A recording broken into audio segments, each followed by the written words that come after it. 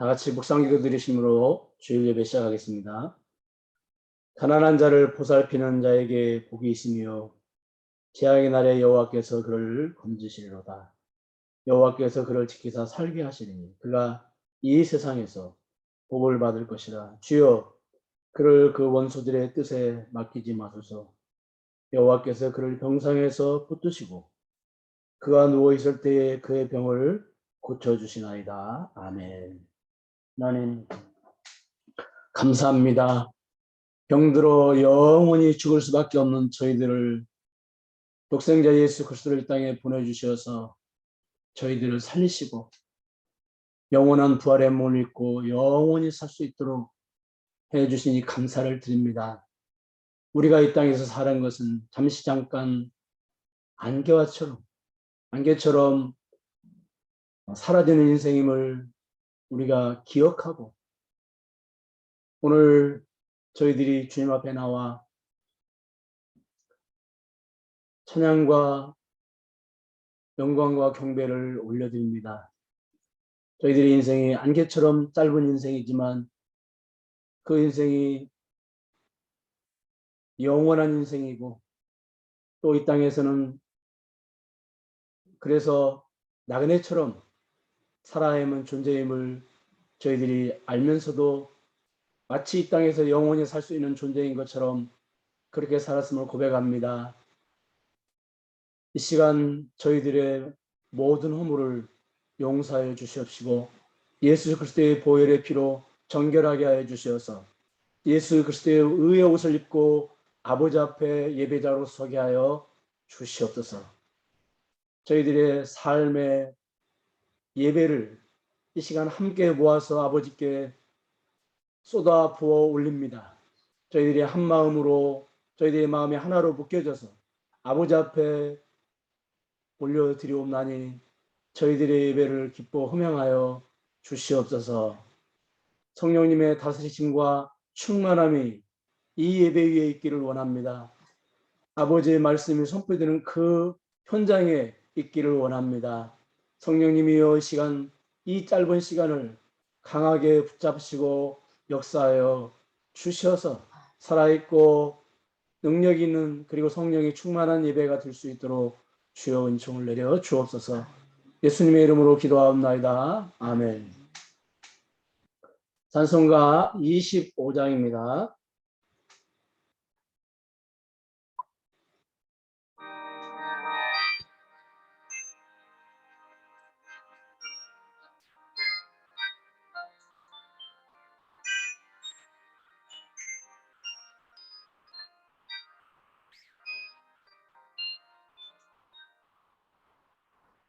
너희는 벗어서 주 앞에 들이세 저 천사 기쁜 노래가 온 땅에 퍼지네 영원하 깨어서 주 찬송하여라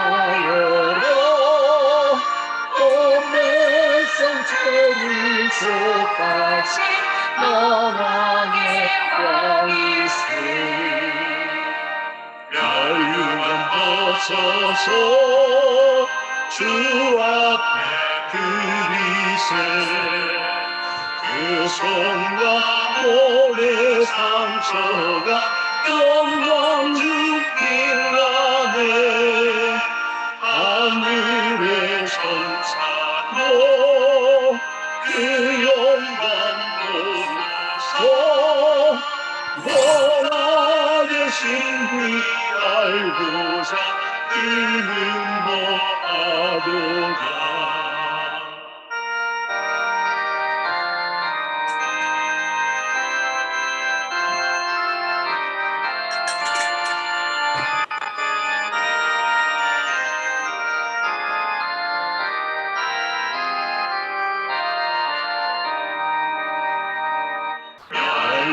벗어서 주 앞에 들이세 온 세상 전쟁 그치고 참평화 오겠네 주보장 앞에서 온 백성 드려 그 한량없는 영광 그 찬송합니다.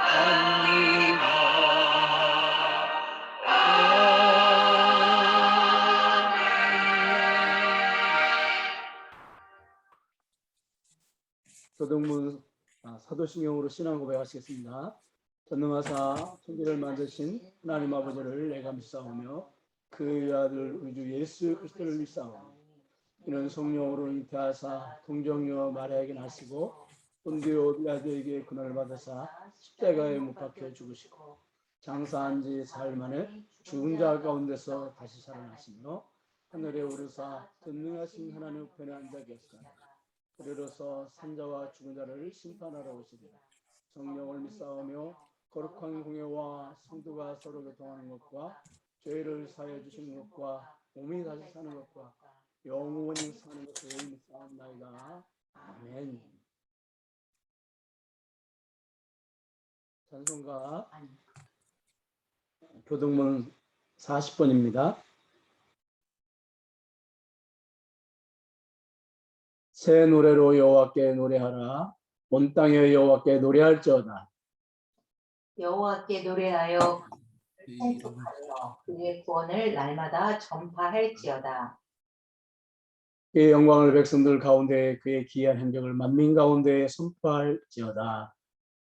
왕국의 모든 신들은 우상들이고 신들은 우상들이지만 여호와께서는 하늘을 여호와께서는 지으셨습니다. 하늘을 지으셨음이로다.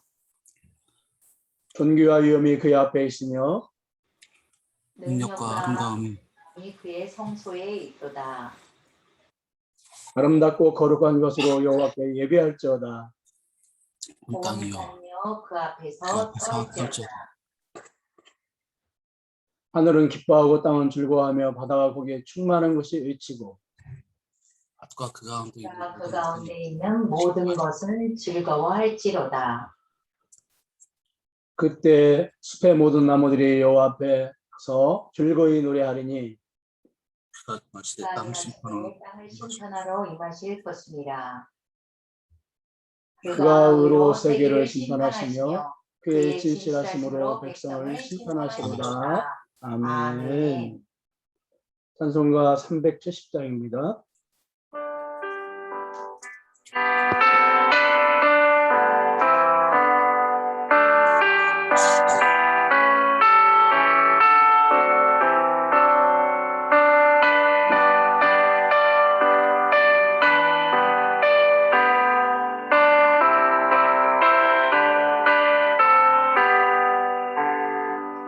주 안에 있는 나에게 딴 뜻이 있으랴.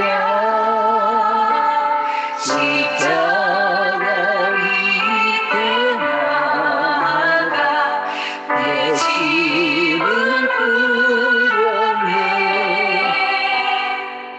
주님을 찬송하면서 할렐루야 할렐루야. 내 앞길 멀고 험해도 나 주님만 따라가리. 그 두려움이 떠나요 내 기도 되었고 찬양의 한숨 떠나요 내 노래 되었네. 주님을 찬송하면서 할렐루야 할렐루야. 내 앞길 멀고 험해도 나 주님만 따라가리.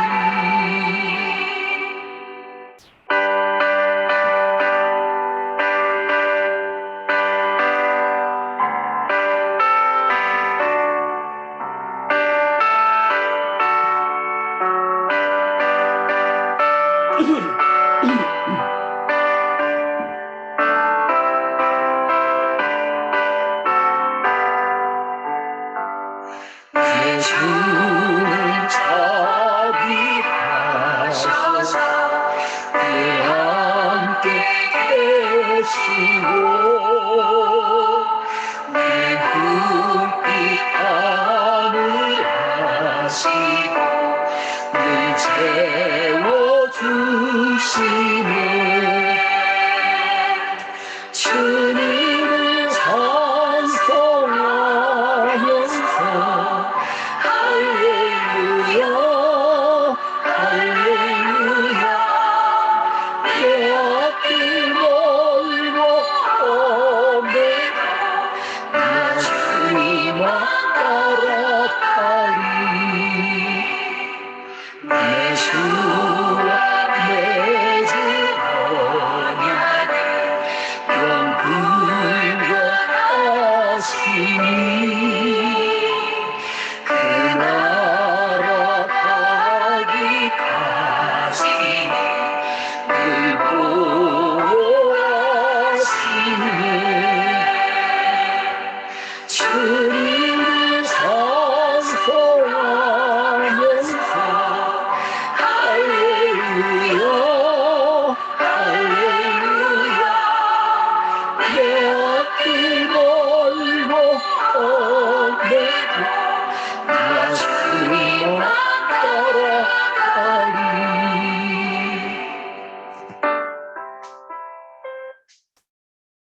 이 시간 우리 교회 윤석 집사님께서 예배를 드시면서 기도해 주시겠습니다.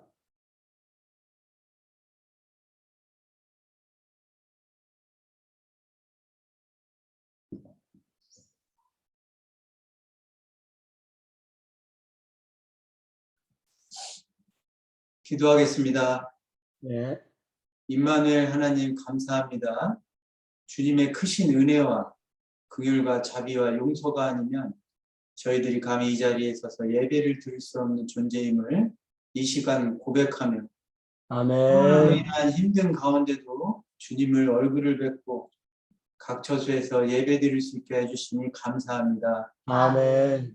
이토록 우리가 주님께 예배를 드릴 수 있는 것만으로도 또 얼마나 큰 축복이며 주님께 받는 복이 이 땅에서 얼마나 크고 놀라운 복인지 잊지 말고 기억하게 하여 주시옵소서. 아멘. 세상에 살다 보면 염려와 두려움과 걱정을 느끼지 않을 새가 없습니다. 코로나로 두렵고 미래의 불안과 경제적인 불안, 걱정하는 때가 많습니다. 그럴 때마다 전능하신 하나님, 그분이 나의 아버지가 되심을 늘 기억하고 임마누엘 하나님이 영원히 함께 하심을 믿고 염려하거나 두려워하지 않게 하여 주시옵소서. 아멘. 또한 연약한 저희들을 붙들어 주시고 주의 능력을 허락하여 주시고 하나님께 모든 것을 맡기고 의심이나 두려워하지 않게 하여 주시옵소서. 아멘. 하나님이 예배하심을 늘 믿고 어떤 환경 속에서도 늘 감사한 삶을 살게 하여 주시옵소서. 아멘. 세상을 두려워할 것이 아니고 세상을 염려할 것이 아니라 하나님을 두려워하게 하여 주시고 믿음 없은 저희를 염려하는 그런 저희들 되게 하여 주시옵소서. 아멘. 제약된 세상에서 치열한 경쟁사에서 저희들이 살아갈 때 가정에서 특히 직장에서 인간관계에서 오는 괴로움과 아픔이 많아 잠 못 이룰 때가 있습니다. 주님, 그럴 때마다 주님이 저희를 용서하신 것처럼 그들을 용서하고 이해하고 기도하게 하여 주시옵소서. 아멘. 그리하여 다시 평안과 안식을 찾게 하여 주시옵소서. 아멘. 또한 주님께서 간절히 원하고 바라오니 코로나가 속히 종결되도록 주의 은총을 내려주시고 세종 사랑의 교회 성도들이 마음 놓고 찬양하고 예배드리며 교제할 수 있도록 도와주시옵소서. 아멘. 각 가정에서 양육되고 있는 아이들이 어디 있든지 주님께 늘 함께 하여 주시고 주님의 크신 날개에서 보호하여 주시고 안전을 지켜주시고 장차 대한민국의 하나님 나라의 큰 일꾼으로 쓰임받는 아이들 되게 하여 주시옵소서. 아멘. 주님, 저희들이 모인 교회가 함께 아이들에게 부모가 되고 영적인 보호자가 되어서 그 아이들을 위해 기도하며 본이 되는 부모가 되기를 간절히 원합니다. 특히 타국에 계시는 이덕미 집사님과 가정 모두가 안전하고 건강하게 정착하여 어려움 없이 생활할 수 있도록 도와주시고 돌아오는 그날까지 지켜주시옵소서. 아멘. 가을의 끝자락에 있습니다. 아침 저녁으로 쌀쌀한 날씨에 연로하신 어르신들 건강을 지켜주시고 이 시간 말씀을 전하시는 목사님을 열간에 강건하게 하시고 성령의 능력으로 붙들어 주시어 진리의 말씀이 우리의 몸과 마음에 스며들어 세상에서 빛이 되고 소금이 되어 늘 깨어있는 그리스도인이 자녀가 되게 하여 주시옵소서. 아멘. 감사드립니다. 늘 우리와 함께 하시는 예수님 이름으로 기도드렸습니다. 아멘. 하나님 말씀은 빌립보서 4장 1절에서 7절 말씀입니다. 그러므로 나의 사랑하고 사모하는 형제들, 나의 기쁨이요 면류관에 사랑하는 자들아, 이와 같이 주 안에 서라. 내가 유오디아를 권하고 순도계를 권하노니 주 안에서 같은 마음을 품으라. 또 참으로 나와 멍에를 같이 한 내게 구하노니 복음에 나와 함께 힘쓰는 저 여인들을 돕고 또한 클레멘드와 그 외 나의 동역자들을 도우라. 그 이름들이 생명책에 있느니라. 또 참으로 나와 멍에를 같이 한 내게 구하노니 복음에 나와 함께 너의 관용을 모든 사람에게 알게 하라. 주께서 가까우십니다. 아무것도 염려하지 말고 다만 모든 일에 기도와 간구로 너희 구할 것을 감사함으로 하나님께 아뢰라. 그리하면 모든 지각에 뛰어난 하나님의 평강이 그리스도 예수 안에서 너희 마음과 생각을 지키시리라. 아멘. 그동안 빌립보서 1장에서 3장까지의 말씀을 끝내고 오늘부터는 4장을 이제 시작을 하려고 합니다. 4장은 빌립보서의 전체 결론 부분이라고 할 수가 있습니다. 그런데 새로 시작하는 4장 1절에 그러므로 이렇게 4장 1절에 그러므로 나의 사랑하고 사모하는 형제들 이렇게 시작을 합니다. 그러니까 그러므로로 시작을 합니다. 그러므로라는 말은 여러분들도 잘 아시다시피 앞장 3장에서 선포한 말씀에 근거한 결론적인 말씀이라는 것이죠.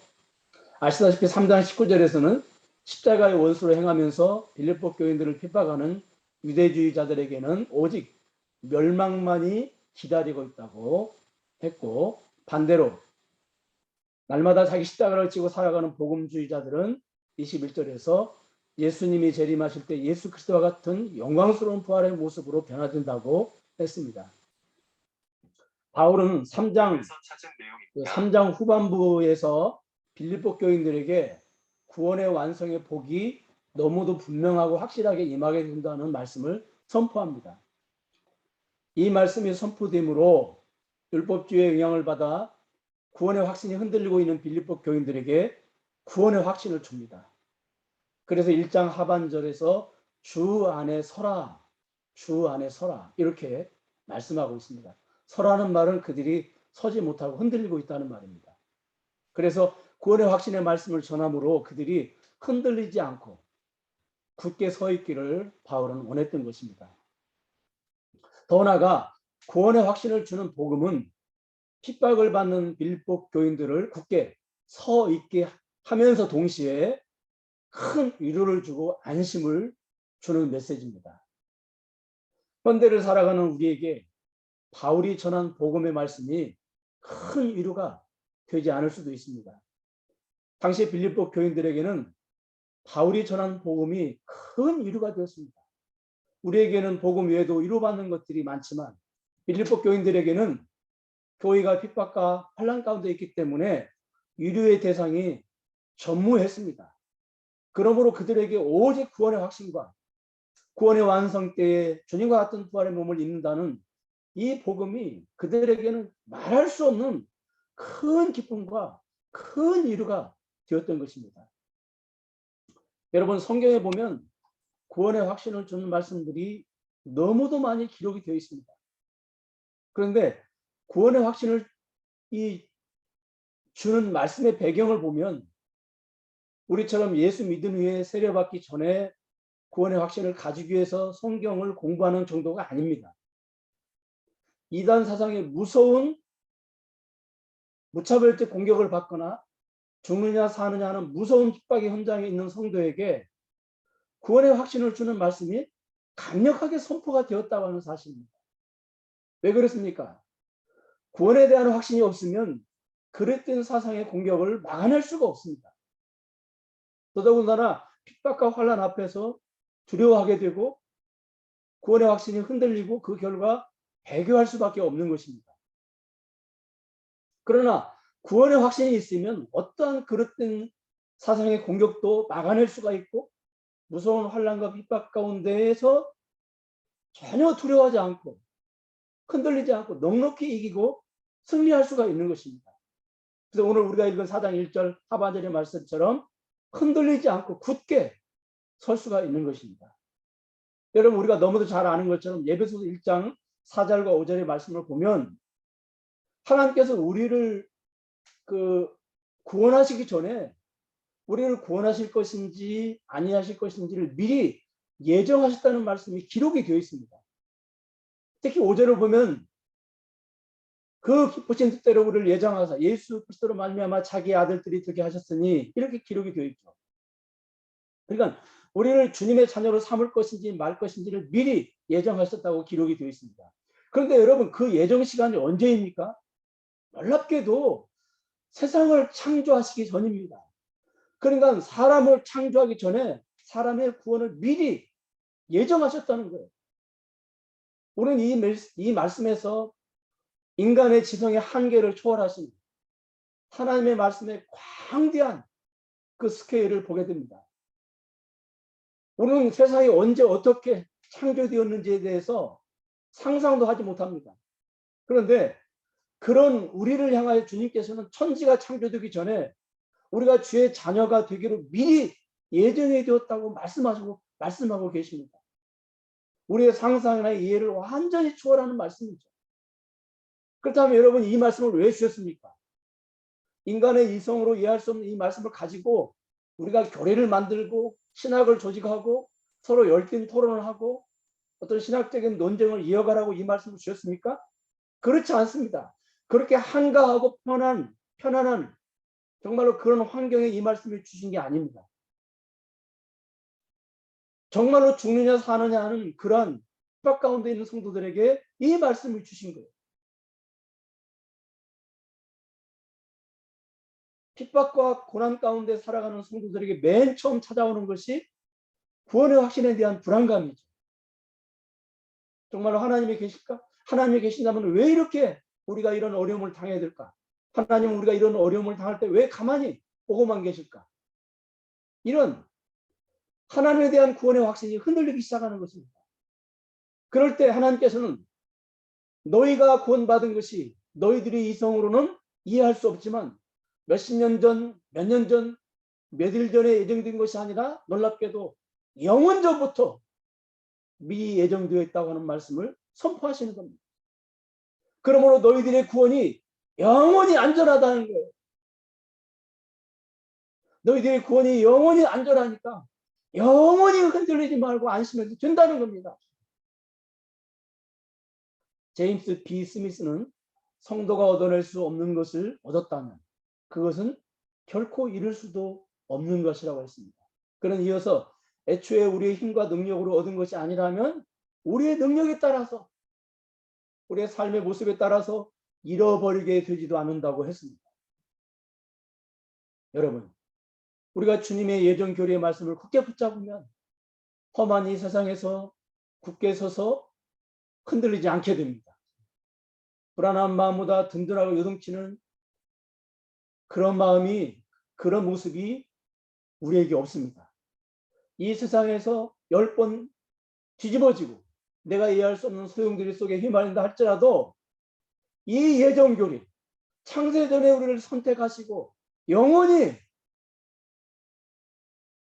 우리에게 구원을 주신다고 하는 이 말씀을 우리가 붙잡기만 한다면 우리는 어떤 환경에서든지 결코 흔들리지 않을 것이고 결코 두려워하지 않을 것이고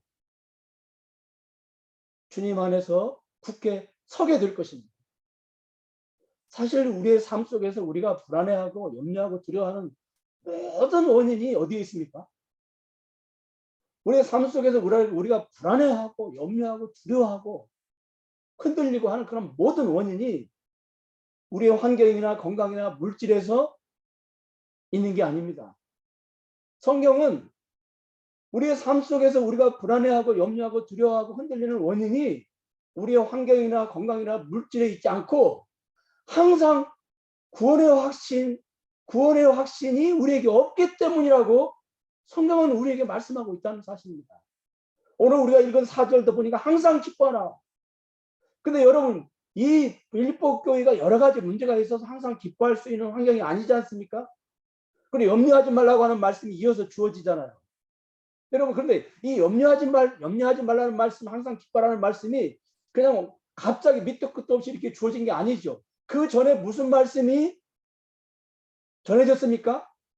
기뻐하라는 말씀, 염려하지 말라는 말씀, 하나님의 평강이 너희에게 하나님께서 너희들의 마음을 지켜서 너희들에게 평안을 주실 거라는 말씀이 그냥 갑자기 하늘에 뚝 떨어진 게 아니잖아요. 그 전에 어떤 말씀을 이렇게 쭉 이어서 해오시다가 결론적으로 이 말씀을 주신 것이거든요. 그러면 그 전에 어떤 말씀을 쭉 이어서 해주셨습니까? 우리가 잘 아는 것처럼 다른 게 아니잖아요. 복음을 빌립보서 1장부터 복음을 쭉 전하고 반복해서 복음을 전한 다음에 그들이 구원의 확신에 굳게 서게 한 다음, 그 다음에 기뻐하라고 그러고 그 다음에 염려하지 말라고 그러고 그 다음에 너희들의 마음을 하나님이 평안 가운데 지키실 것이라고 말씀을 하는 것입니다. 그러니까 우리가 기도를 해도 이런 구원의 확신의 터 위에서 기도를 수단으로 붙잡고 나가서 기도하는 것이지, 그래야 우리에게 평안이 오는 것이지, 그냥 덮어놓고 이런 거 없이 그냥 무조건 기도만 하면은 우리에게 평안이 옵니까? 여러분, 마태복음 6장 24절에서도 무슨 말씀을 하고 있습니까? 염려 문제를 다루고 있죠. 그런데 환경이나 심리적인 면에서 다루지 않습니다. 24절에 보니까 한 사람이 두 주인을 섬기지 못한다. 두 주인이 구체적으로 하나님과 재물이죠. 그러니까 염려가 오는 것은 환경이나 심리적인 문제가 아니고 하나님을 섬기지 않고 재물을 섬기기 때문이라는 거예요. 예수님도 염려 문제는 환경이나 심리적인 문제를 보지 않고 구원의 확신 문제를 본 것입니다.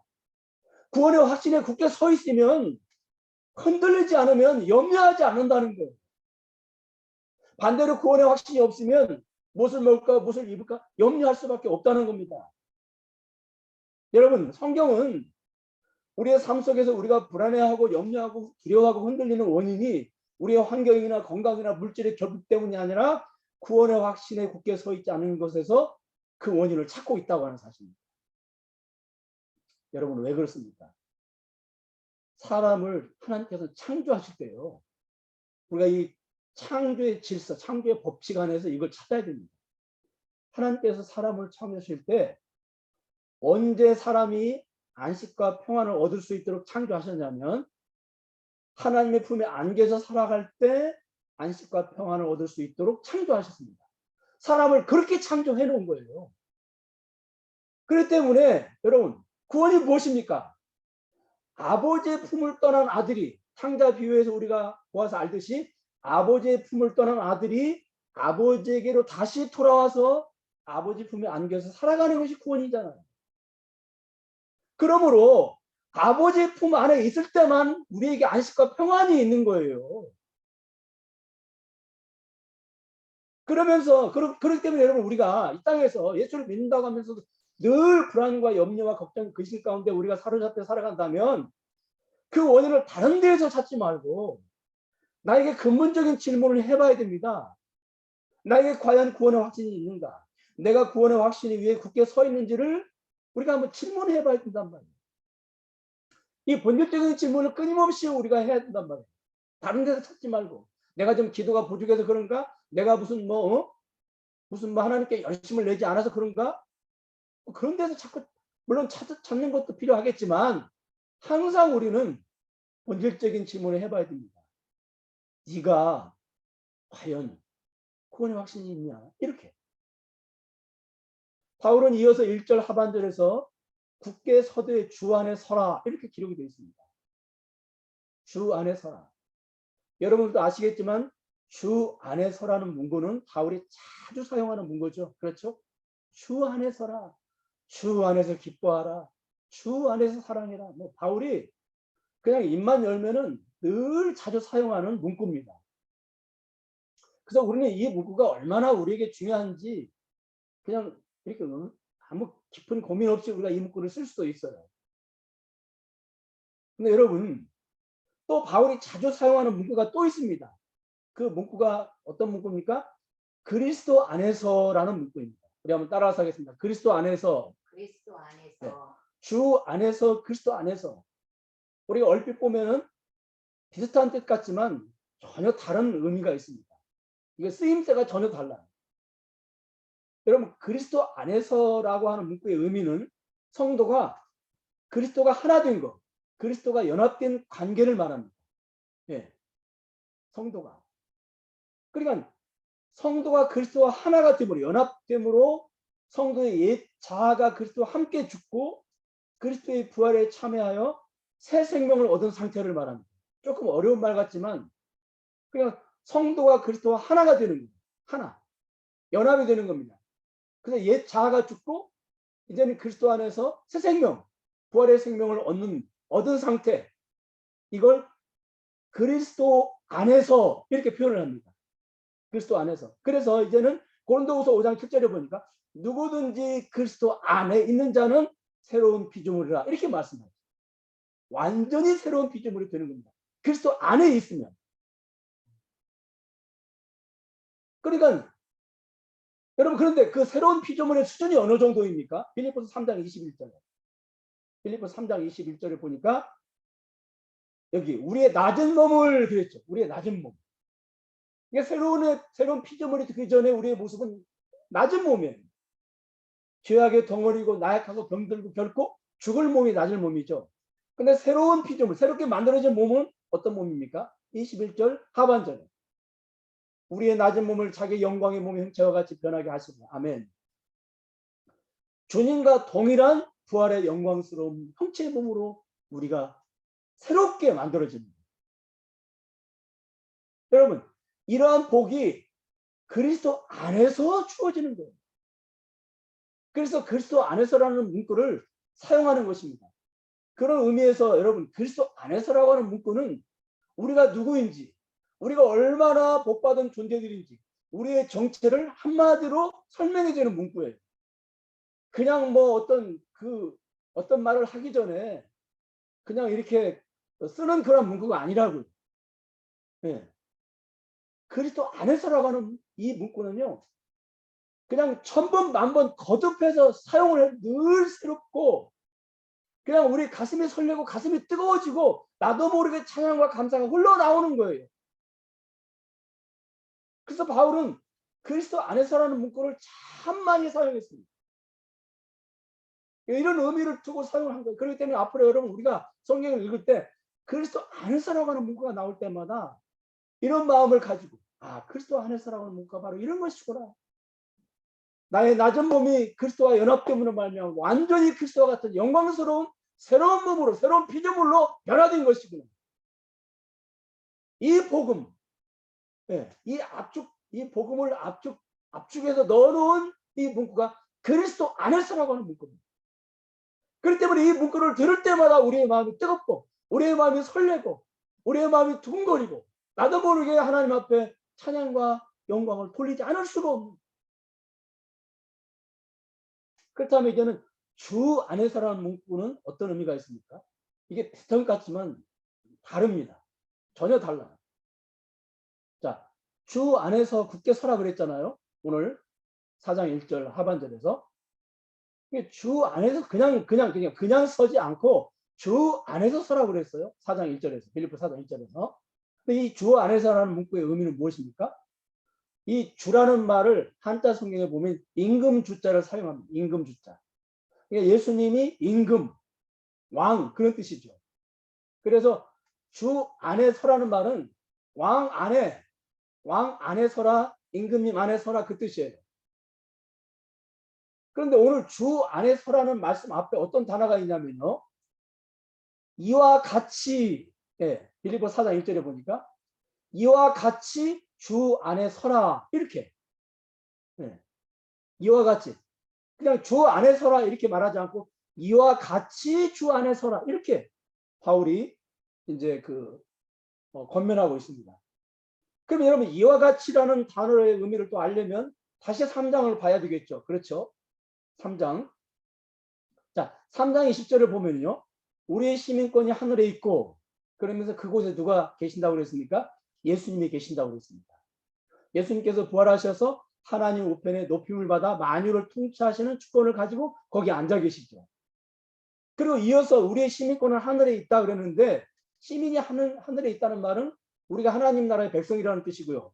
그러니까 쉽게 정리해드리면 우리의 왕이신 주님, 임금이신 주님의 통치를 받아 살아가는 백성 그런 뜻입니다. 그러니까 여러분 주님이 부활 승천하신 다음에 우리와 완전히 다른 공간에 계시면서 가끔 우리의 삶을 내다보시면서 기도해 주시는 정도가 아니라 주님의 통치가 온 세상 구석구석에 미치고 임하십니다. 우리의 삶의 아주 세밀한 부분까지도 주님이 통치하시고 간섭하셔요. 그래서 그 주님의 통치가 미치지 않는 곳이 없습니다. 지금 우리가 예배를 드리는 이 현장에도 주님의 통치가 임하고 있는 거죠. 이 사실을 우리가 받아들일 때, 여러분 보세요. 우리가 이 사실을 받아들이고 믿을 때 우리에게는 두 가지 현상이 일어납니다. 한 가지는 어렵고 힘든 삶 가운데에 큰 위로와 힘을 얻게 됩니다. 그래서 담대한 삶을 살아가게 됩니다. 또 한 가지는 이 주 안에 서라는 말씀은요, 우리에게 또 엄청난 부담을 갖다주는 말씀입니다. 그래서 이 주 안에 서라는 말씀은 양날의 검과 같은 말씀입니다. 주 안에 서라는 말씀은 한마디로 말해서 주님을 그 주인으로 인정하고 그 주님의 통치를 받아 살라. 그 뜻이에요. 주 안에. 주님의 통치를 받아서 살라. 이게 바로 주 안에 서라는 말씀이죠.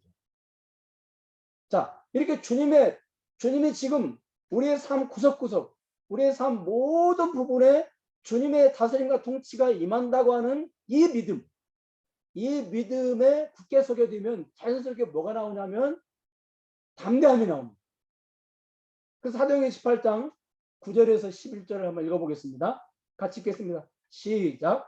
밤에 주께서 환상 가운데 바울에게 말씀하시되 두려워하지 말며 침묵하지 말고 말하라. 내가 너와 함께 있으며 어떤 사람은 너를 대적하여 해롭게 할 자가 없을 것이니 이는 이 성 중에 내 백성이 많음이라 하시더라. 1년 6개월을 머물며 그들 가운데서 하나님 말씀을 가르친다. 깜짝 놀란 거예요, 바울이.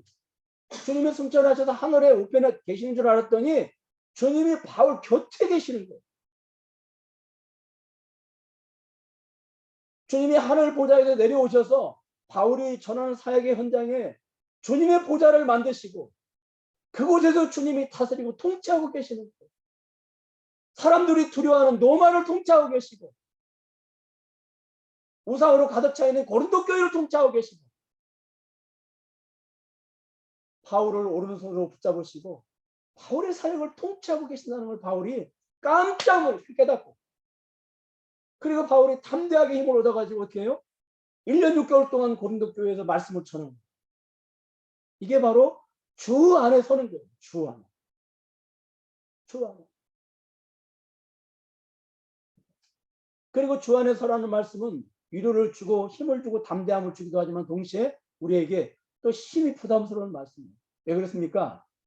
골로새서 2장 6절 말씀에 보니까 그러므로 너희가 그리스도 예수를 주로 받았으니 그 안에서 행하되. 네. 그러나 주님의 통치를 우리의 삶 가운데서 드러내라는 거죠. 순종하는 삶을 살라는 겁니다. 주님을 주인으로 인정하라는 거예요. 우리가 예수님을 믿으면 우리는 예수님으로만 받는 것이 아니고 주로 받는다. 예수를 주로 받았으니. 우리는 보통 예수 믿고 예수님을 예수로만 받아요. 예수로만. 여러분 예수로만 받는 거하고 주로 받는 거하고 어떤 차이가 있습니까? 예수님을 예수로만 받는 건 뭡니까? 그냥 예수님께서 나를 내 구원을 위해서 십자가에 달려 돌아가시고 내 구원을 위해서 승천하시고 내 구원을 위해서 부활하시고 늘 구원과만 관련된 예수를 붙잡고 살아가는 것. 이게 바로 예수를 예수로 받는 거예요. 그런데 예수를 주로 받는 건 뭐냐면요. 예수를 주로 받는 것은 이제 진짜 우리의 삶 가운데서 예수님을 주인으로 인정하고 사는 겁니다. 그래서 골로새서 1장 13절에 보니까 그가 우리를 사탄의 권세에서 건져내서 사랑의 아들의 나라로 옮기셨으니, 여러분 예수 믿는다는 건 뭐냐면요, 주인이 바뀌는 거예요. 주인이. 그러니까 나라가 바뀌는 것이고 그 나라의 주인이 바뀌는 거예요. 따라하겠습니다. 예수 믿는 것은 예수 믿는 것은 주인이 바뀌는 것이다. 주인이 네. 그러니까 여러분 예수님께서는요, 그냥 이렇게 우리가 구원받고 우리의 구원을 잃어버리지 않도록 늘 멀리서 우리를 붙잡고 계시는 정도만 하는 게 아니고 그냥 우리 삶 깊숙이 들어오셔요. 그래가지고 주인으로 늘 간섭하신다니까요. 이게 이제 우리에게는 이게 괴로움이고 우리에게는 이게 큰 부담이에요. 여러분 마태복음 21장 3절을 보세요. 21장 그 이제 1절부터 3절을 보면은요, 거기에 예수님께서 이제 그 예루살렘에 올라가시기 전에 나귀가 필요하잖아요. 나귀 새끼가. 그때 예수님께서 3절에 보니까 이제 마을에 가서 나귀를 끌고 오라고 합니다. 그러니까 누가 무슨 말을 하거든 주가 쓰시겠다 하라. 그리하면 즉시 보내리라 그랬거든요. 누가 뭐 주인이 이걸 왜 가져가려고 그러느냐. 여러분 우리가 상식적으로 나귀를 구하려면 어떻게 해야 됩니까? 값을 지불해야 되잖아요. 근데 주님은 나귀 주인에게 돈을 지불하고 나귀를 가져오라고 말하지 않고 그냥 끌고 오라는 거예요. 그리고 물어보면은 주님이 쓰겠다고. 여러분 당시 나귀 한 마리가 중형차 한 대 값이잖아요. 근데 주님이 그냥 쓰겠다고 달라고 하면 줄 거라는 거예요. 그러니까 나귀 주인이 아무 말 없이 이 나귀를 내어줍니다. 중형차 한 대 값을 그냥 주는 거예요. 왜 그렇습니까? 나귀의 진짜 주인이 주님인 것을 이 나귀 주인은 알았던 거예요. 자기는 그냥 나귀를 잠시 관리하는 청지기, 관리하는 관리인이지 진짜 나귀의 주인은 주님인 것을 알고 있었던 거예요. 그래서 진짜 주인이 나귀를 달라고 하니까 진짜 주인에게 나귀를 돌려준 거예요. 이 사람이 바로 주 안에 분명히 서 있는 사람입니다. 여러분, 우리는 주 안에 서 있는 사람들입니까? 오늘 주님이 나에게 오셔서 네가 가지고 있는 물질을 내가 사용해야 되겠다. 네가 가지고 있는 시간 내 것이니까 내가 써야 되겠다. 네가 가지고 있는 건강 내 것이니까 내가 사용해야 되겠다. 네가 양육하고 있는 자녀 내 것이니까 내가 사용해야 되겠다. 그럴 때 나귀 주인처럼 네, 주님 사용하여 주시옵소서. 이렇게 내어드릴 수 있습니까? 만약에 우리가 이렇게 내어드릴 수 있다면 이게 바로 우리가 주 안에 서 있는 것입니다. 주 안에. 어떻게 이게 가능합니까? 모든 것을 주인이 주인이니까요. 주님이니까. 우리는 종이에요. 여러분 종이 뭐 뭘 먹을까 무엇을 입을까 염려하는 거 봤습니까? 다 주인이 알아서 공급해 주잖아요. 그러니까 주님이 주 안에 서라는 것은요. 그리스도 안에서라고 하는 문구와는 전혀 다른 거예요. 이 주 안에서라는 이 말씀은요. 우리에게 담대함을 주고 우리에게 힘을 주고 용기를 주기도 하지만 동시에 우리에게 부담을 주기도 합니다. 그런데 이 부담이 언제 사라집니까? 주님이 우리의 삶의 진짜 주인이라고 합니다. 진짜 주인. 우리가 헌금을 얼마를 드리든 이 물질의 주인이 주님이십니다. 이 고백 아니겠습니까? 우리가 시간을 얼마를 드리든 우리의 모든 시간이 다 주님의 것입니까? 이 고백 아니겠습니까? 그런 거예요. 그럴 때 우리가 염려하지 않고 걱정하지 않고 왜? 주인이 알아서 하시겠지. 이 믿음이 우리에게 있는 것입니다.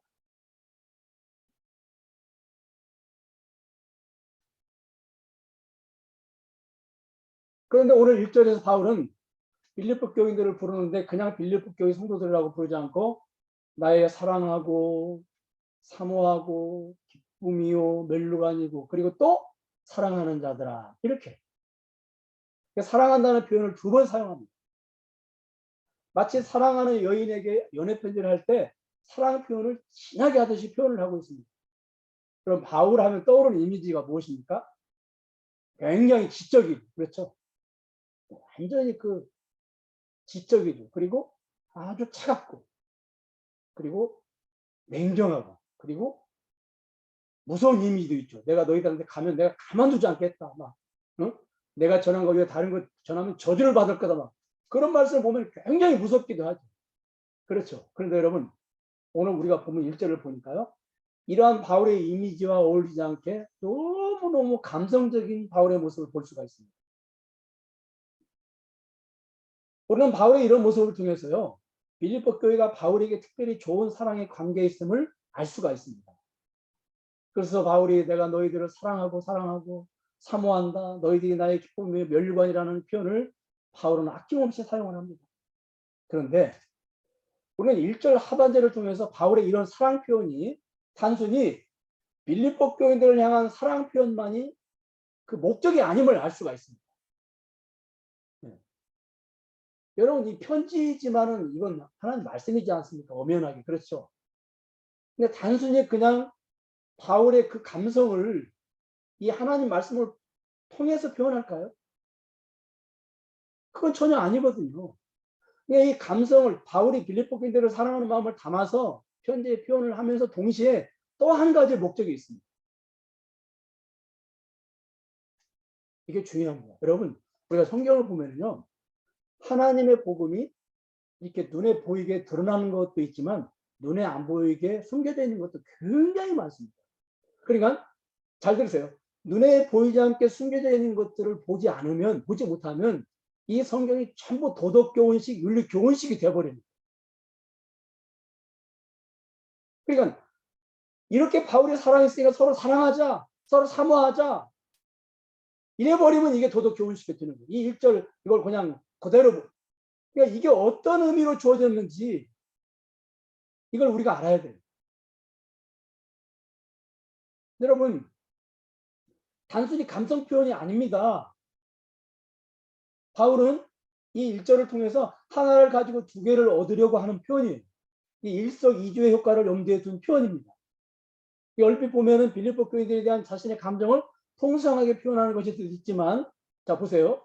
여기 이런 감정 표현을 쭉 나열한 다음에 그 다음에 1절 결론 부분에서 주 안에 서라 이렇게 말하거든요.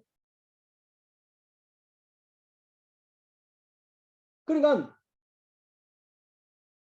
그냥 주 안에 서라는 말씀을 따로 떼어서 넣어놓지 않고 나의 사랑하고 사모하는 형제들, 나의 기쁨에 면류관인 사랑하는 자들아 이와 같이 주 안에 서라 이렇게 기록이 되어 있어요. 그러니까 바울의 그 사랑 고백을 받은 빌립보 교인들이 이 말씀을 들을 때, 자 보세요. 그냥 주 안에 서라 이런 편지를 볼 때 하고 바울의 사랑 고백을 들은 다음에 주 안에 서라 라고 하는 이 편지를 볼 때 어떤 차이가 있을까요? 여러분들이 자녀를 우리가 양육할 때 두 가지 방법이 있어요. 그냥 무조건 막 잘못을 지적하고 또 누구 닮아서 그러냐 이놈아, 당장 나가 죽어라 이런 식으로 자녀를 가르치는 방법이 있고요. 아들, 딸, 아빠가 아들을 얼마나 사랑하는지 알지? 딸, 아빠가 딸 얼마나 사랑하는 줄 알지? 아빠는 딸 없으면 못 살아. 이 세상 존재하는 이유가 없어. 물론 뭐 그렇게는 안 하시겠지만 막 여러분 보세요. 그렇게 이야기를 하면서 그러니까 딸 이렇게 살아야지 이렇게 말을 하는 거하고 이 죽일 놈아 이 죽일 뭐 이러면서 넌 누구를 닮아서 그러냐 이러면서 여러분 보세요. 어떤 말에 아들이나 딸이 감동을 받고 변화될까요? 여러분 보세요. 지금 빌립보 교회 문제가 뭐 이게 없지 않아 있잖아요. 많은 문제들이 안고 있잖아요. 그렇죠? 그러니까 빌립보 교인들이 이 바울의 사랑 고백을 들으면서 어떤 생각을 했을까요? 마치 아버지가 엄마가 아들, 딸을 내가 딸을 너무너무 사랑하는 거 알지? 예. 그러면 그 딸이 그 아들이 그 말을 들었을 때 어떤 생각을 할까요? 아, 내가 아빠의 사랑, 엄마의 사랑에 기대에 미치는 삶을 살아야 되겠다. 이런 생각을 하겠어요? 안 하겠어요? 여러분?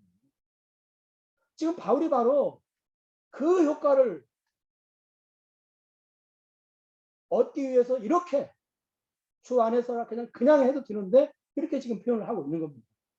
여러분, 사람이 언제 변하는 줄 아세요? 감동받을 때입니다. 다른 게 아닙니다. 상대가 자신을 얼마나 사랑하는지 알 때 감동을 받습니다. 우리 조국교회가 역사가 100년이 넘은 지 오래됐습니다. 그럼에도 불구하고 왜 변화가 더딥니까? 감동을 받지 못하기 때문에. 왜 감동을 받지 못합니까? 하나님이 우리를 얼마나 사랑하는지를 알지 못하기 때문에. 하나님이 자신을 얼마나 사랑하는지를 우리가 어떻게 할 수 있습니까? 복음을 통해서 할 수가 있어요. 하나님이 세상을 이처럼 사랑하사, 너무너무 사랑하사 독생자를 주셨습니다. 여러분, 예수님을 알 때 하나님을 사랑할 수가 있습니다. 예수님을 알되 깊이 알 때 하나님을 깊이 사랑할 수가 있어요. 그러므로 사람이 변화되는 것은 복음으로 변화되는 것입니다. 다른 것으로 변화되는 게 아니에요. 바울은 빌립보 교인들을 자신이 얼마나 사랑하는지를 통해, 다시 말해서 그 인사말 속에 복음을 담아서 빌립보 교인들에게 전함으로, 아, 바울이 이렇게 우리를 사랑하는구나. 우리가 바울 스승의 기대에 우리가 어긋나지 않게 주 안에 서야지. 이렇게. 그렇습니다. 복음이 뭡니까? 하나님의 사랑 고백이 아닙니까?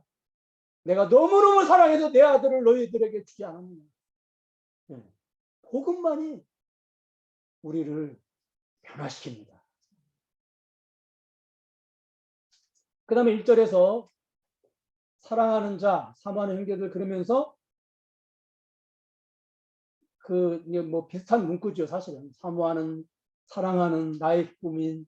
근데 이 다 같은 의미의 문구들인데 그런 문구와는 전혀 다른 표현이 나옵니다. 여기 보니까 나의 면류관.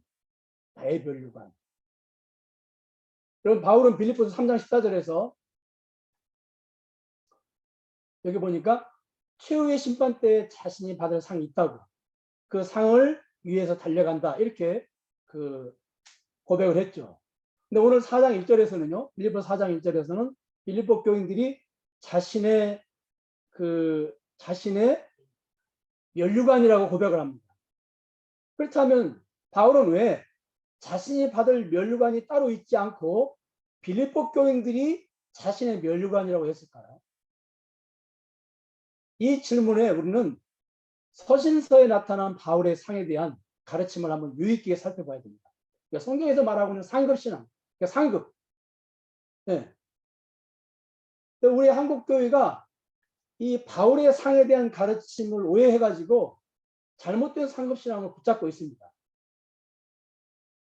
그래서 천국 가면 초가집에 사는 사람이 있고 기와집에 사는 사람이 있다. 뭐 천국 식당에서 밥만 먹는 사람이 있고 주방에서 요리를 하는 사람, 서빙을 하는 사람, 배달을 하는 사람이 있다고 이렇게 구분을 해놔요.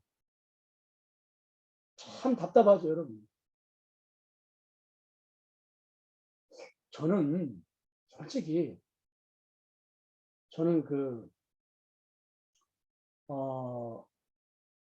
여러분 이 상급신앙에 대한 설교를 들을 때마다 어렸을 때부터 제가 그걸 굉장히 많이 듣고 자랐거든요. 천국에 가면은 그때는 뭐 아파트 이런 게 없으니까 뭐 기와집, 고래등 같은 기와집, 무슨 아주 비단 모자 이런 설교를 되게 많이 들었어요. 근데 제가 좀 철이 들고 복음을 깨닫고 보니까 천국에서 저는 초가집에 살아도 저는 행복할 것 같아요. 기와집 안 가도. 그렇지 않습니까? 그럼 우리가 정말 이 땅에서도 정말로 좋아하는, 사랑하는 사람과 살면 단칸방에 살아도 행복하잖아요. 잘 공감이 안 되시죠? 그냥 밥 한 가지, 그냥 김치 한 가지 가지고 먹어도 정말로 사랑하는 사람과 먹으면 행복하지 않나요? 이 땅에서도. 그런데 하물며 예수 그리스도, 우리가 정말로 사랑하는 예수 그리스도 그분과 한 집에, 그게 비록 초가집이라도 여러분 그분과 초가집에서 그것도 그냥 그분을 위해서 요리를 한다고 하면 이게 행복한 게 아닌가요? 이게 복이 아닌가요? 여러분 바울이 왜 그렇게 천국 했습니까? 다른 거 아니잖아요. 예수님을 얼굴과 얼굴로 맞댈 수 있기 때문에. 그게 바울이 천국 가기를 원한 이유잖아요. 근데 이게 정말로 그 잘못된 그릇된 상급신앙이 이런 것들을 다 빼앗아가는 것 같아요. 앗아가는 것 같아요. 그런데 여러분, 그 성경을 보면은요, 성경을 보면은 또 이렇게 그렇게 우리가 오해할 만한, 천국 가면 기와집에 사는 사람이 있고 초가집에 사는 사람이 있다는, 그렇게 그 오해를 할 만한 성경 구절이 있어요. 없지 않아 있어요. 여러분, 그 헌금을 안 드리면, 어느 교회가 헌금을 안 드리면, 11조 안 드리면 구원 못 받는다는 말, 그런 설교를 하는데, 여러분 그 설교를 그냥 하겠습니까? 아니에요. 어떤 성경을 근거로 그 설교를 한다고요. 그러니까 성도들이 깜짝 못하는 거예요. 그럼 여러분 어떤 성경을 근거로 그런 설교를 하는 줄 아세요? 11조 때문에 지옥 가고 구원 못 받는다는 말을 하는 줄 아세요? 지난 시간에 우리가 배웠잖아요. 빌립보서 3장 19절 말씀. 여러분 빌립보서 3장 19절 한번 보겠습니다. 그들의 마침은 멸망이요. 그랬죠? 멸망은 뭐예요? 구원 못 받는다는 거잖아요. 그런데 왜 멸망 못 받아요? 그들의 신은 배요. 예. 그들의 신은 배요. 그러니까 그러니까 이제 정확하게 이 설교를, 이 구절이 어떤 구절인지 저와 같이 나눴죠. 여러분들은. 그런데 그냥 우리가 보통 한국교회에서 해석하는 대로 해석을 하면 이게 뭐예요? 돈을, 물질을 하나님보다 더 섬기는 성도, 이렇게. 그리고 그들의 땅의 일을 생각한다. 그 말은 뭐예요? 늘 예수 믿으면서 돈만 생각하는 교인, 이런 사람이 뭐라고요? 멸망당한다는 거예요. 그러니까 이 구절을, 우리가 이 구절을 가지고 헌금 생활을 잘 못하는 교인들에게 적용을 하는 거예요. 그러니까 이 말씀을 이렇게 해석하고 적용하면 얼마든지 헌금 생활을 잘 못하면, 헌금 생활을 못하면 구원받지 못한다, 이렇게 적용할 수가 있다니까요. 그래요, 안 그래요, 여러분? 만약에 그들의 신은 배요, 땅의 일을 생각하는 것을 돈과 관련된 말씀으로 해석을 하면, 그리고 적용을 하면은 이 그들의 마침은 멸망이요라는 말씀이 이게 적용이 돼요, 안 돼요? 적용이 되는 거거든요. 이런 말씀을 갖다가 사용하는 거예요. 네. 11조 안 드리면 구원 못 받는다, 이렇게 사용을 해도 교인들이 뭐라고 반박을 못해요. 왜? 성경이 이렇게 있으니까. 이처럼 헌금 생활에 대한 오해를 하게 하는 성경이 있는 것처럼 상급에 대한 성경 말씀도 우리가 오해할 만한 말씀들이 있다는 거예요. 자, 고린도전서 3장 12절과 15절을 보면요, 이 말씀을 문자 그대로 우리가 한번 해석을 한다면, 자 보세요. 14절을 보니까 하나님 나라에서 수고와 헌신을 아끼지 않는 성도는 최후의 심판 때 어떻게 돼요? 구원도 받고, 그렇죠? 구원도 받고 보너스를 뭘 받아요? 상도 받아요. 그렇죠? 14절 보세요. 14절. 보세요. 만일 누구든지 그 위에 세운 공적이 그대로 있으면 상을 받고, 그렇죠? 자, 구원도 받고 보너스 상도 받아요. 그래서 많은 교회, 한국교회 성도들이 이 말씀을 그렇게 이해를 하고 있어요. 우리가 예수 잘 믿으면 천국 가서 상도 받는다. 그런데 자, 이렇게 만약에 우리가 이걸 이해하면요, 심각한 신학적인 문제가 발생을 합니다. 여러분 보세요. 하나님께서 우리에게 상급을 주시는 목적이 어디 있습니까? 여러분 학교에서 여러분들에게 상을 주는 목적이 어디 있어요?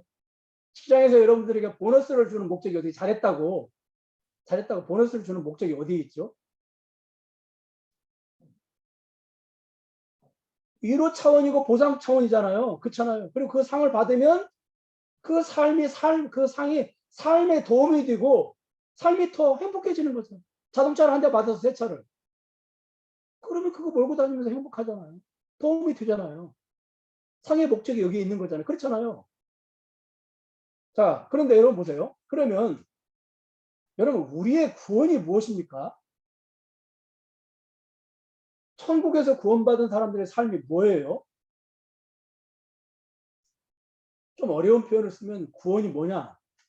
구원을 정의하면 죄송하게도 신적 온전함에 참여하는 것. 따라하겠습니다. 구원은 구원은 신적 신적 온전함에 참여하고, 온전함에 참여하고 신적 따라하겠습니다. 신적 신적 온전한 삶을 온전한 얻는 것이다. 얻는 것이다. 이게 구원이에요.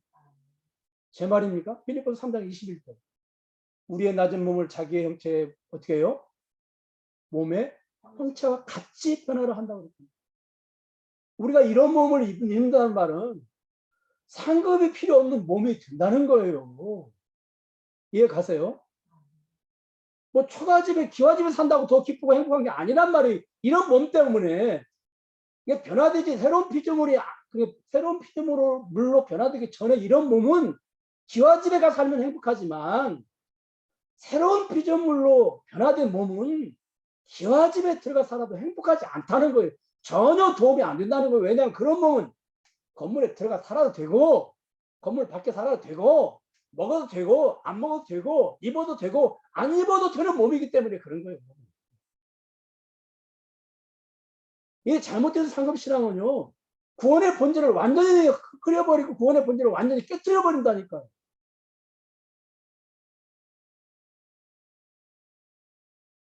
여러분, 로마서 8장에 아들과 함께 모든 것을 은사를 주시지 않겠느냐? 아들 안에 모든 것이 다 들어있다는 거죠. 그러므로 아들을 받는 것은 모든 걸 다 받은 거예요. 그러니까 구원을 받은 것은 구원 안에 모든 상급이 다 들어있는 거거든요, 사실. 그 4세기의 교부 크리소스톰이라고 이 사람이 그 체포되어 가지고 로마의 황제 앞으로 끌려갔습니다. 이 황제가 크리소스톰, 네 재산을 다 몰수하겠다. 그러니까 이 교부가 저의 재산은 하늘에 있습니다. 이 친구들로부터 너를 다 단절시키겠다, 떼어놓겠다. 아, 황제님, 제 친구는 예수님입니다. 너를 이 나라에서 추방하겠다. 황제님, 제 나라는 하늘나라입니다. 너의 목숨을 끊어도 좋겠느냐? 제 생명은 벌써 하나님의 영원한 품에 안겨 있습니다. 폐하께서 저로부터 빼앗을 것은 단 한 가지도 없습니다. 저의 모든 것은 하나님 나라 안에 다 감춰져 있습니다. 여러분, 그렇습니다. 구원이 뭔지 알면 우리가 예수 믿어서 열심히 믿어서 상급도 우리가 받아야 되겠다, 얻어내야 되겠다는 그 어떻게 보면 굉장히 신령한 것처럼 보이고 어떻게 보면 굉장히 영적인 것처럼 보이지만 여러분 좀 죄송하지 않으세요? 네. 저는 상급신앙을 붙잡고 막 열심히 되는 분들 보면 좀 죄송하고 미안한 마음이 없을까 그런 생각이 들어요. 여러분 그렇지 않습니까? 좀 미안한 마음, 죄송한 마음이 안 들어요? 만약 그렇게 우리가 그렇게 산다면 우리가 열심히 내는 것이 상급받을 목적으로 그렇게 열심히 낸다면 좀 미안한 마음이 안 들어요, 여러분? 좀 죄송한 마음이 안 듭니까? 구원이 뭔지, 예수님 안에 있다는 게 뭔지 우리가 알면 당연히 미안한 마음이 들죠. 제가 아까 말씀드렸잖아요. 초가집에 살면 어때요? 주방에서 요리하면 어때요? 주방에서 요리한 거 가지고 배달 나가면 어때요?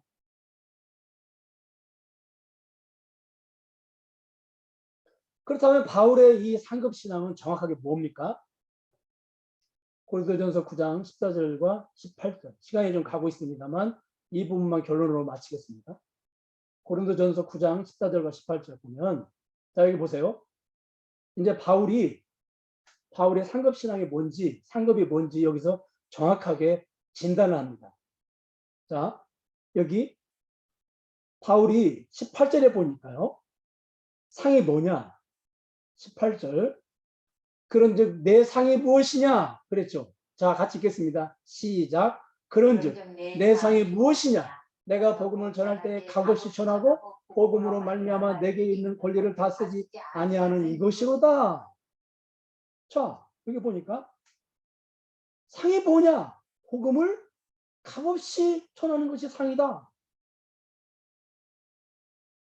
그 다음에 19절 보세요. 19절 없죠. 자, 이렇게 자기가 복음을 전했더니 그 결과 많은 사람들이 구원에 이르게 된 것.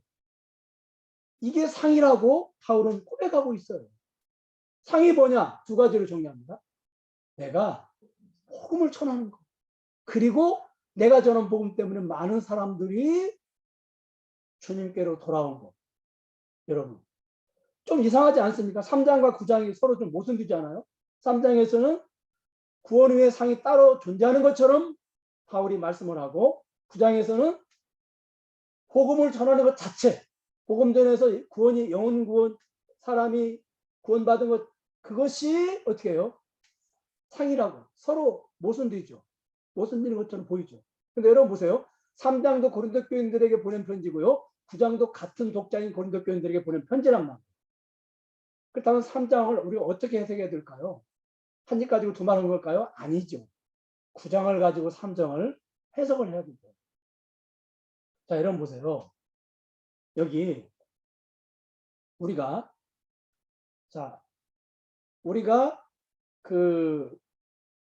이 땅에서 영원히 없어지지 않는 것이 무엇일까요?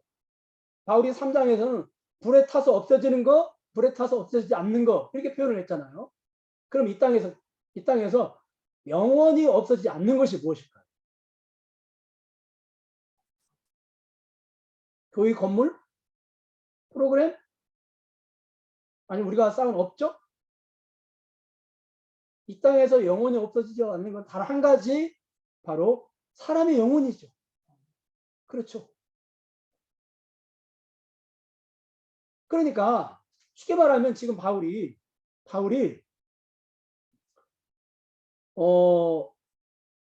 상이 뭐냐?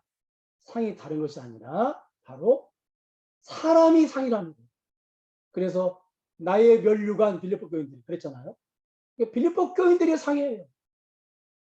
구원받은 영혼인 빌립보 교인들이 상이고, 믿음으로 자라가는 빌립보 교인들이 상이고, 복음을 위해서 헌신하는 빌립보 교인들이 상이에요.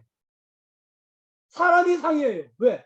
사람만 없어지지 않아요. 불에 태우면 나무나 집이나 풀은 없어져요. 교회에서 어떤 프로그램, 어떤 건물, 또 어떤 그런 여러 가지 그런 어떤 선행, 이런 것들은 다 없어져요. 예수님이 재림하실 때. 그러나 영원히 없어지지 않는 거예요. 그게 바로 뭐예요? 사람이에요. 그래서 사람이 상이에요. 아멘? 여러분, 따라하겠습니다. 사람이 상이다. 사람만이 상이다. 여러분 주변을 보세요. 여러분의 자녀들 있잖아요.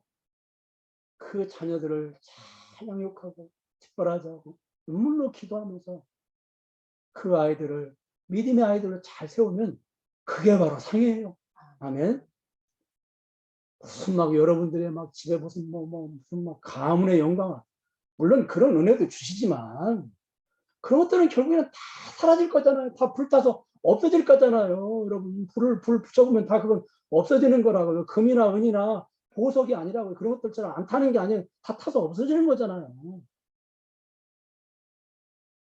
그래서 바울은 아까 제가 말씀드렸죠.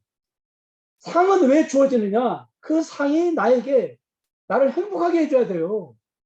근데 여러분, 천국에 갔을 때 뭐가 도대체 나를 행복하게 해주겠어요? 예수님이 나를 행복하게 해주고, 그 천국에서 함께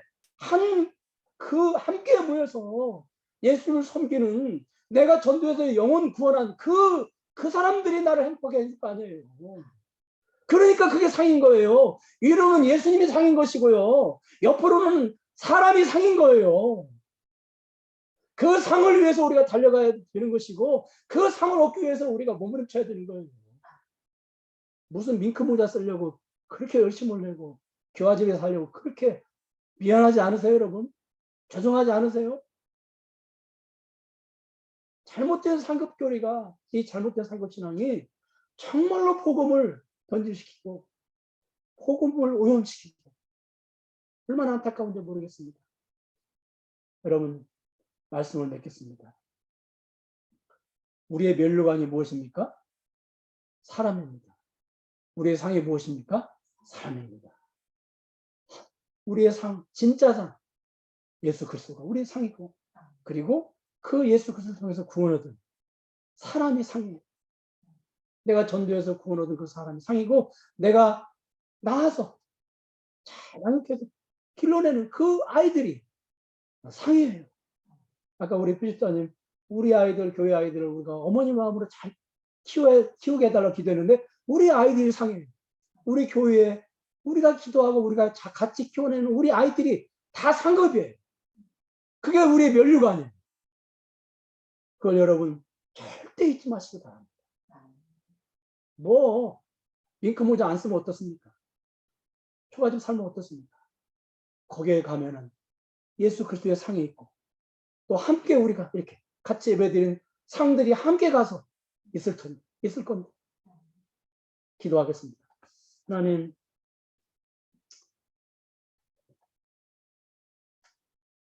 우리가 말씀을 통해서 빌립보서 4장 1절의 짧은 말씀을 통해서 진정으로 주 안에 서는 것이 무엇인지, 그리고 우리의 진정한 상이 무엇인지,